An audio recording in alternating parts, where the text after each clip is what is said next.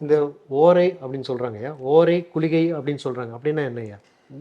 பொதுவாக ஹோரை அப்படிங்கிறது ஒவ்வொரு நாளும் ஒவ்வொரு கிரகங்கள் 2 முறை நம்மளுடைய பயணத்தில் இருக்கும். இந்த வளிமண்டலங்களில் பூலோகத்தில் கிரகங்களுடைய தாக்கம் 2 முறை ஒவ்வொரு இடத்துல வரும். இப்போ செவ்வாய்க்கிழமைனா காலையில் 6 to 7 சுக்கிர ஹோரை, மதியம் 1 to 2 சுக்கிர ஹோரை, இது காலையில் 2 தடவை.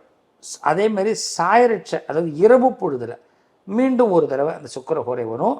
இரவு 8 செவ்வாய் ஹோரை 8 to 9, அதாவது என்ன கிழமையோ நல்லா பார்த்துக்குங்க.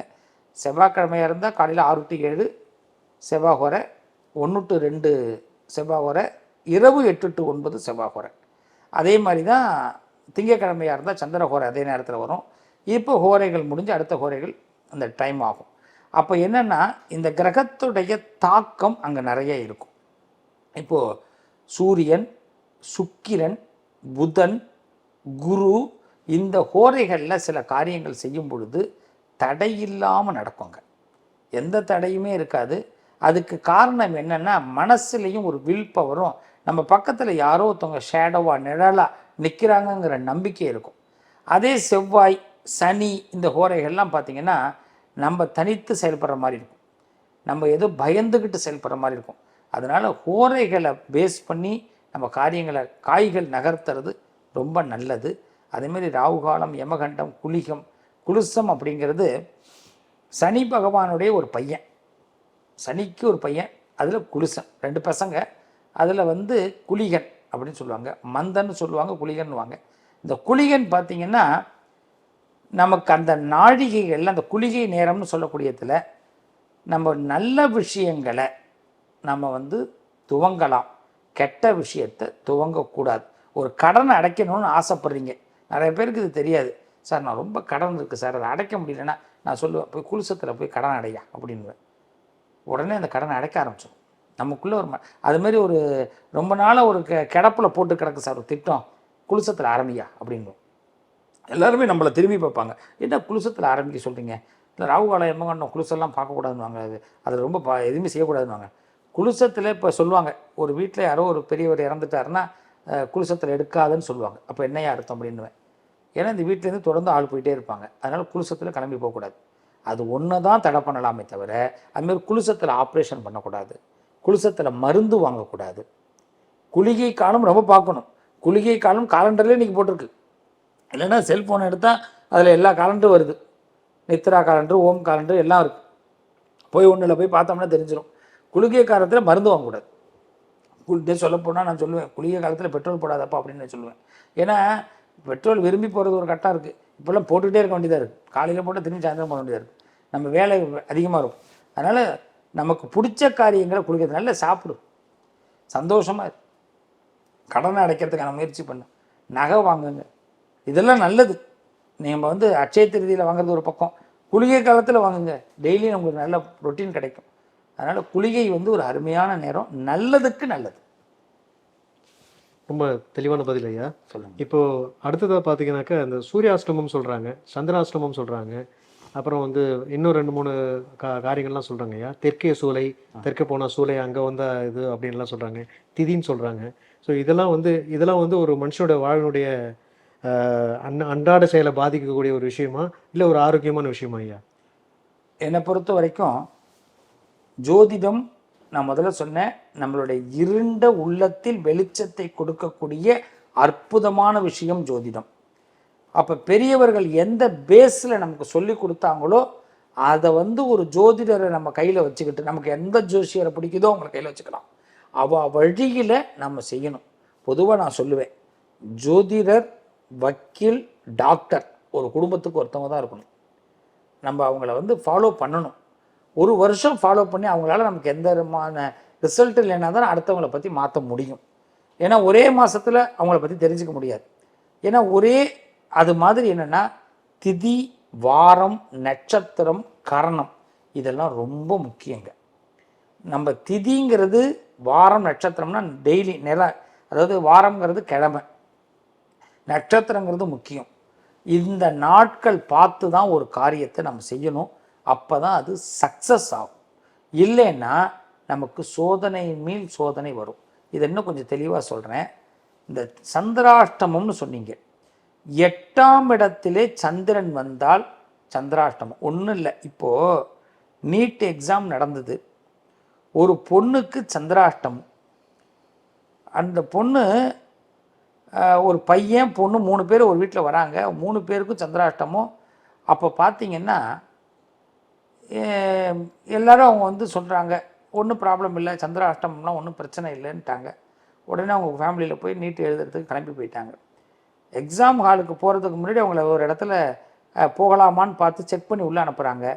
உள்ளே போகும்போது இந்த ட்ரெஸ்ஸில் ஒரு எழுத்து இருக்குது, நீங்கள் போய் ட்ரெஸ்ஸை மாற்றிட்டு வாங்க அப்படின்ட்டாங்க. ஒரு பையனுக்கு காலில் அந்த பேண்ட்டில் ஒரு எழுத்து இருக்குது, பையன் மாற்றிட்டு வாங்கன்ட்டாங்க. ஆனால் இதே இப்போ அந்த குடும்பத்தில் உள்ளவங்க சொல்கிறாங்க, இன்னொருத்தர் வந்து சொல்கிறாரு, எப்பா அந்த ட்ரெஸ்ஸில் ஏதோ எழுத்துலாம் இருக்கப்பா, நான் படித்தேன்ப்பா, அதை மாற்றிட்டு போப்பா அப்படிங்கிறாங்க. இந்த பேண்ட்டில் இதெல்லாம் பார்க்க மாட்டாங்க, இதெல்லாம் போன தடவையே பார்க்கல, நாங்களாம் போன தடவை எழுதணும், போன தடவை பார்க்கல, நான் ரிப்பீட்டு, நாங்களே தெரியும் எல்லாமே அப்படின்ட்டு அவங்க போகிறாங்க. ஏன்னா அதாவது ஒரு வார்த்தை பாரதத்தில் சொல்லுவார் கிருஷ்ண பரமாத்மா, விநாசகாலே விபரீத புத்தி அப்படின்வார். அப்போ அஷ்டமம்ன்றது 8ஆம் இடம். சனி அஷ்டமத்தில் வந்தாலும் சரி, குரு அஷ்டமத்தில் வந்தாலும் சரி, சந்திரன் அஷ்டமத்தில் வந்தாலும் சரி, கடவுள் நமக்கு யாரோ ஒரு ரூபத்தில் ஒரு வார்த்தையை கொடுப்பார். கொடுக்காமலும் கிடையவே கிடையாது. தெருவில் வந்து ஒருத்தர் விற்றுட்டு போயிட்டுருப்பார். நான் ஒரு டீ கடையில் போய் டீ குடிக்கிறதுக்கு ஒருத்தர் போகிறாரு, எல்லாம் கொஞ்ச காலம்தான் அப்படிங்கிறார். அங்கே இருக்கிற 10 பேரில் யாருக்கு இதை சொன்னார்னு யாருக்கும் தெரியாது. ஆனால் அந்த சொன்னவர் வேறு யார்ட்டும் ஃபோன் பேசிகிட்டு இருக்கார், எல்லாம் கொஞ்சம் காலம்தான் அப்படின்னு. ஆனால் இந்த 10 பேருக்கும் பொருந்துமா, இல்லை அது யாரோ ஒருத்தவங்க அங்கே ஏதோ தப்பு பண்ணுறாங்க, இல்லை ஏதோ ஒன்றுக்கு ஆசைப்பட்டுக்கிட்டு இருக்கிறாங்க, அவங்களுக்கு கொடுத்த இன்டிமேஷன். அப்போ இந்த குழந்தைங்க அவர் பேச்சை கேட்டு இருந்தாங்கன்னா ட்ரெஸ்ஸை அந்த நேரத்தில் அந்த மனசு கஷ்டமாக இருக்க வேணாம். உடனே போனாங்க, அடுத்த உடனே அவங்க பேரண்ட்ஸ் போயிட்டு அந்த பனியன் வாங்கிட்டு வந்துட்டு திருப்பி பேண்ட்டு வாங்கிட்டு வந்து மாற்றிட்டாங்க, பிள்ளைங்க போய் எக்ஸாம் எழுதுது. இருந்தாலும் அதை ஏன் முன்னாடி ஒருத்தர் சொல்கிறார்ல, கேட்டிருக்கலாமே. அதான் சந்திராஷ்டம். அது அஷ்டமத்தில் வரும்போது யார் பேச்சையும் கேட்க தோணாது. இப்போ இந்த நிகழ்ச்சியை பார்த்ததுக்கு பிறகாவது நம்ம என்ன பண்ணணும், ஏன் நாமளே நமக்கு என்ன சொல்லுவாங்க சூடு வச்சுப்பானே, ரொம்ப சிம்பிள். சந்திராஷ்டமமா அன்னைக்கு என்ன செய்யக்கூடாதோ அதை செய்யாமல் இருந்துருவோம். நீங்கள் நம்ப மாட்டீங்க, நாங்கள் ஜோதிடம் பார்க்க மாட்டோம். சந்திராஷ்டமத்தன்னைக்கு ஜோதிடம், என் நட்சத்திரத்துக்கு என்றைக்கு சந்திராஷ்டமம் வருதோ அன்றைக்கி நான் ஜாதகம் பார்க்க மாட்டேன். ஜென்ம நட்சத்திரத்தன்னைக்கு ஜாதகம் பார்க்க மாட்டேன். பௌர்ணமி அன்னைக்கு ஜாதகம் பார்க்க மாட்டேன். ஏன்னா பௌர்ணமி அன்னைக்கு தவம் பண்ணுற நேரம், அன்றைக்கி ஃபுல்லாக தபஸ் தான் நாங்கள் இருப்போம். எங்களை நாங்கள் வந்து என்ன கற்றுக்கணும், சுவாமிக்கும் எங்களுக்கும் தான் அந்த தொடர்பு. அதாவது சுவாமிக்கிட்டேருந்து ஞானத்தை வாங்கணும். இப்போது ஒரு ஜோதிடருடைய வேலையே என்னென்னா, கடவுள் சொல்கிறார், நான் போய் எல்லாரையும் பார்த்து பேசிகிட்டு இருக்க முடியாது, என்னை நம்பி வரவேணா நான் உங்கள்கிட்ட அனுப்புகிறேன், என் சார்பாக நீ இருந்து நல்லது செய்கின்றார், அவ்வளோதான். அப்போ நான் கடவுள்கிட்ட பேசணும் இல்லை. அப்போ பௌர்ணமி அன்னைக்கு தான் அந்த மதி எனக்கு, முழு பௌர்ணமியில் தான் நான் முழு அறிவை பெற முடியும். இதுதான் இயற்கை. இப்போ இது எல்லாம் பயன்படுத்தி ஆகணும், எல்லாரும் இதை பயன்படுத்தணும். நான் அதனால தான் சொல்லுவேன், ஐடியில் பசங்கள்லாம் ஒர்க் பண்ணுறாங்க, ஐடி பீப்புள் இருக்கீங்க, அரசியலில் இருக்கீங்க, கலைத்துறையில் இருக்கீங்க, நான் ஒரே ஒரு வார்த்தை சொல்லுவேன், ரொம்ப டிப்ரெஷனாக இருக்கியாப்பா, பௌர்ணமி அன்னைக்கு ஒரு மணி நேரம் அமைதியாக மௌன விரதம் இரு. ஒரு மணி நேரம். உடனே ஒரு பையன் கேட்டான், மௌன விரதம்னா செல்ஃபோன் பார்க்கலாமா சார்னு கேட்டான். நான் உடனே சொன்னேன், மௌனம்ங்கிறது அதை முதல்ல கொண்டு வந்துடு. உன் மனசு முதல்ல விரதம் இருக்கணும். அப்படின்னா என்ன, எதையுமே பார்க்கக்கூடாது. எதை பார்த்தாலும் உன் மனசு அடுத்த இடத்துக்கு போயிடும்.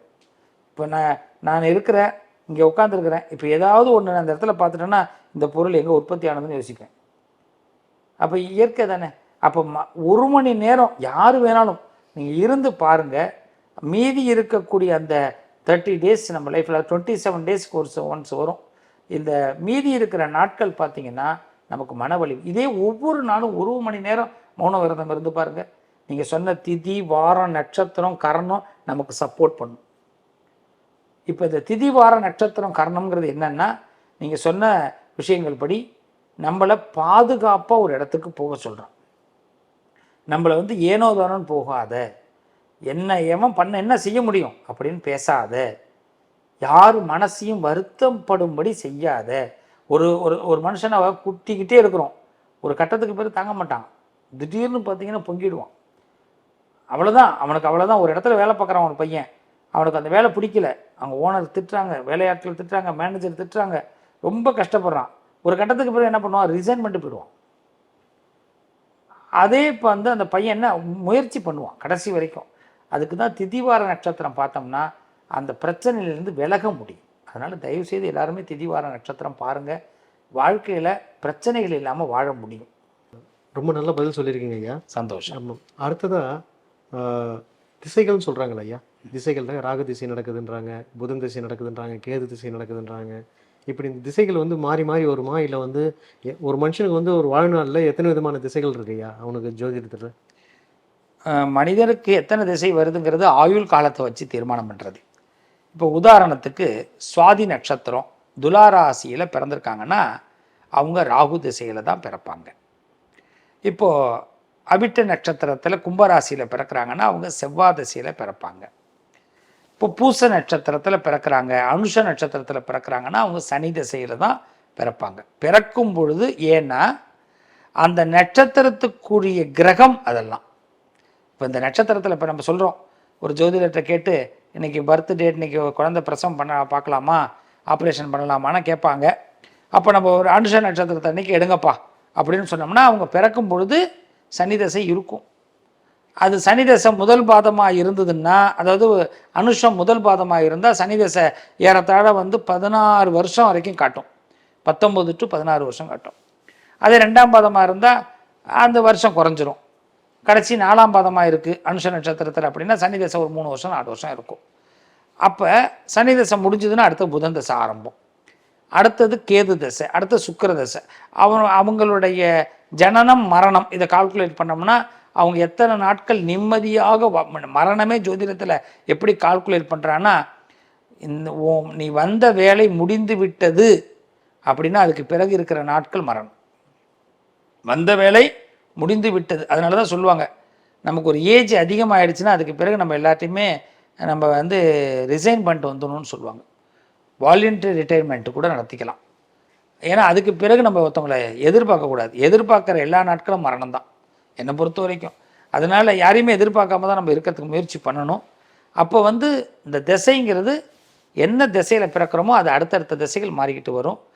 திசைகள் மாறும் பொழுது நமக்கு அந்த திசைக்குரிய கிரகம் நல்லா இருந்ததுன்னா நம்மளை ரொம்ப பலப்படுத்தும், ஒரு மனுஷனை பலப்படுத்தும். ஒரு வீடு கட்டுறீங்க, வீடு கட்டின நீங்கள் கட்டியாச்சுப்பா வீடு அப்படின்னு விட்டுற முடியுமா? 5 வருஷத்துக்கு ஒரு தடவை ஒரு வீட்டுக்கு பெயிண்ட் வைக்கணும், வருஷம் கரையான்லாம் அரிக்குதான்னு பார்த்துக்கணும். மழை காலம் வந்துருச்சுனாலே கரையான் வந்துடும். நம்மளாம் மழை காலத்தப்பெல்லாம் யாருமே யோசிக்க மாட்டோம். மழை காலம் முடிஞ்சு என்னங்க எங்கள் வீட்டில் கரையாக இருக்குன்னுவாங்க, அது மழைக்கு தான் வரும். அப்போ இதையெல்லாம் வருஷம் ஒரு வீடு கட்டுறது சின்ன விஷயம் இல்லை. 5 வருஷத்துக்கு ஒரு பெயிண்ட் அடிக்கணும், வருஷம் கரையான் வருதான்னு பார்க்கணும். அப்போ இது எல்லாம் பண்ணிட்டு வரும்போது 15 வருஷம் இல்லை 30 வருஷம் கழிச்சு வீட்டை பார்த்தா வீடு அப்படியே புதுசாக தெரியும். ஆனால் இன்றைக்கெல்லாம் எத்தனை பேர் 20 வருஷம் கழிச்சு பார்த்திங்கன்னா கோயில் கும்பாபிஷேகங்களே சொல்கிறாங்க 14 வருஷத்துக்கு ஒரு தடவை கும்பாபிஷேகம் பண்ணணுங்கிறாங்க. அது என்ன காரணம்? 2 காரணம். ஒன்று, தெய்வத்துக்கு இன்னும் பவர், அந்த இருக்கிற விக்கிரகங்களுக்கு பவர் அதிகமாக கிடைக்கணும். அது இல்லாமல் கோயில் புனரமைப்புகள் இருந்துக்கிட்டே இருக்கணும். கோவில் வந்து பாழடைஞ்சிடக்கூடாது. அதனால தான் ஒரு ஜாதக நோட்டை எடுத்துட்டோம்னாலும் அது செல்லரிக்கிற அளவுக்கு சில பேர் ஜாதக நோட்டு வச்சுருப்பாங்க வீட்டில். அது மாதிரிலாம் வச்சுக்கக்கூடாது. கொஞ்சம் அழுக்காயிடுச்சு, ரொம்ப கிழிஞ்சிடுச்சுன்னா உடனே ஜாதக நோட்டை மாற்றணும். அப்போ நீங்கள் சொன்ன அந்த செய்திக்கும் நம்மளுடைய செயல்களுக்கும் என்றைக்குமே ஒத்துமை இருக்கும். இப்படி தான் நீங்கள் இதை ஃபாலோ பண்ணணும். நன்றி ஐயா. அடுத்தது இது கைரேகை பார்க்குறவங்கள வந்து புண்படுத்துறதுக்காக அல்ல இந்த கேட்குற கேள்வி. கைரேகை பார்க்குறாங்க இல்லையா, கைரேகை பார்த்தே ஒருத்தருடைய ஜாதகத்தை சொல்ல முடியுமா ஐயா? அது சில பேர் சொல்கிறாங்க இந்த ஆயில் ரேகை இது கம்மியாக இருந்ததுன்னா இறந்து போயிடுவோம் அப்படின்லாம் சொல்கிறாங்க. புதன்மேடு, சூரியமேடு, சுக்கிரமேடுலாம் சொல்கிறாங்க ஐயா. இது எந்த அளவுக்கு இது வந்து ஜோஷத்தோடு பொருந்தி போகுமா ஐயா? நான் ஒரு விஷயத்தை நான் சொல்கிறேன், எல்லா ஜோதிடமும் உண்மை. ஜோதிடம் அப்படிங்கிறது நான் முன்னாடி சொன்னது தான், ஒரு மனிதனுக்கு வெளிச்சத்தை உண்டு பண்ணக்கூடிய இடம், அவனுக்கு நம்பிக்கையை ஊட்டக்கூடிய இடம். இப்போது நியூமராலஜி, நேமாலஜி, பிரசன்ன ஜோதிடம், பக்ஷி சாஸ்திரம், அருள் வாக்கு, இதேமாரி தான் கைரேகையும். கைரேகை அப்படிங்கிறது நம்ம கை ஒன்றும் இல்லை. நீங்கள் சாதாரணமாக இப்போ கை கொடுங்களேன், இப்போ கை கொடுக்குறீங்க. இதில் பல பேர் என்னென்னா வெறும கை கொடுக்கும்போது என்னப்போ கை கொடுத்துட்டு போகிறாங்க அப்படின்னு நினைப்பாங்க. இல்லை, உங்களுடைய பலம் என்னன்னு எனக்கு தெரிய ஆரம்பிக்கும். இப்போது ஒரு அதிகாரிகிட்ட போய் கை கொடுக்கும்போது அவர் ஒரு மாதிரி கொடுப்பார். அப்படி கொடுத்தாருனாலே அந்த அவர் பிடிக்கிற பிடியில் தெரியும் நாம் பலம் இல்லாதவரா அவர் பலமானவரான்னு தெரியும். இந்த ரேகை ரெண்டுமே உட்காரும்போது நம்மளுடைய பலத்தை அவங்க அறிய முடியும். அப்போ கையில் தான் எல்லாமே இருக்குங்க. அப்படிப்பட்ட இந்த ரேகையை கணிக்கும் பொழுது என்னென்னா, நமக்கு இந்த சுக்கிரமேடு, சூரியமேடு இதெல்லாம் நம்ம சொல்கிறோம். இது எல்லாமே ஜோதிஷ சாஸ்திரத்தில் உண்மைதான். அதை நம்ம சரியாக ஃபாலோ பண்ணணும். இந்த இந்த கிரகங்கள் இந்த கைரேகை அடிப்படையில் முன்னேறணும் அப்படின்னா நான் உங்களுக்கு ஒரு சிம்பிளாக ஒரு ஐடியா சொல்லித்தரேன். ஜோதிடம் பார்க்குறது, கைரேகை பார்க்குறது உங்கள் பழக்கம், அது நீங்கள் செய்யுங்க, அதெல்லாம் உங்கள் விருப்பங்கள். நான் இந்த கைரேகையை பலப்படுத்துறதுக்கு ஒரு வழி சொல்லித்தரேன். மருதாணி போட்டுக்கணும். கை சுத்தமாக இருக்கணும். கை என்றைக்குமே எங்கள் பிரின்சிபல் சொல்லுவார், எப்பயுமே 2 ஹவர்ஸ்க்கு ஒன்ஸ் கை அலம்புங்கடா அப்படின்னுவார். அப்புறமா தான் எங்கள் பிரின்சிபல் கொரோனாவில் தான் எங்களுக்கு தெரிஞ்சுது. காலேஜில் பிரின்சிபல் சொன்னது நான் கொரோனா காலத்தில் தான் கண்டுபிடிச்சேன். அடேங்கப்பா, எங்கள் மனுஷன் எப்போ நல்ல மனுஷனாக இருந்திருக்கார், அப்பயே ஞானத்தோடு பேசியிருக்காரு, நமக்கு தெரியலையப்பா அப்படின்னு. அதனால் இந்த கையை சுத்தமாக வச்சுக்கணும். நெயில் பாலிஷ் போடணும், நெயில் கரெக்டாக கட் பண்ணணும், மருதாணி போடணும். Monthly 2 times. அதுவும் பெண்கள் எப்போ பார்த்தாலும் மருதாணி போடணும். அன்றைக்கெல்லாம் என்னமோ ஒன்று காய்ச்சி ஊற்றின மெகந்தின்னு ஒன்று போட்டுக்கிறா. மருதாணியில் தான் மெகந்தி போடணும், அந்த இதிலெல்லாம் போடவே கூடாது. அப்போ அது மாதிரிலாம் இருந்தால் கையில் வசீகரம் ஏற்படும். அப்போ நீங்கள் சொன்னீங்க பாருங்க, இந்த எல்லா கிரகங்களும் அவள் கையில் அடக்கும். அவ்வளோதானே. கையடக்கம்னு ஒன்று வச்சுருப்பா, பார்த்துருக்கீங்களா? கைடு அப்படின்னு அதுக்கு பேர். அதானே, கைடுன்னு தான் சொல்லுவாள். அது கையடக்கத்தில் இருக்கும். நமக்கு டக்குன்னு எடுத்து அப்படி பார்க்கணும். இப்போ இன்றைக்கெல்லாம் கையடக்கத்துக்கு செல்ஃபோன் வந்துடுது. அப்போ உலகமே நம்ம கைக்குள்ளே வந்துடுது. அப்போ இந்த கிரகங்கள் எல்லாம் நம்ம கைக்குள்ளே தான் இருக்குது. அப்போ நம்ம என்ன பண்ணணும்? நம்ம எழுதுகிற எழுத்து நம்ம தலையெழுத்தை தீர்மானம் பண்ண போதுன்னு நினச்சிக்கணும். ஆக கைரேகையை நான் சொன்ன மாதிரி ஃபாலோ பண்ணுங்க, எல்லாருமே பெஸ்ட்டாக வருவீங்க. ரொம்ப தெளிவான விளக்கம் ஐயா, ரொம்ப அருமையான விளக்கம். இன்னொரு கேள்வி, மிக முக்கியமான ஒரு கேள்வி. நல்ல கேளுங்க.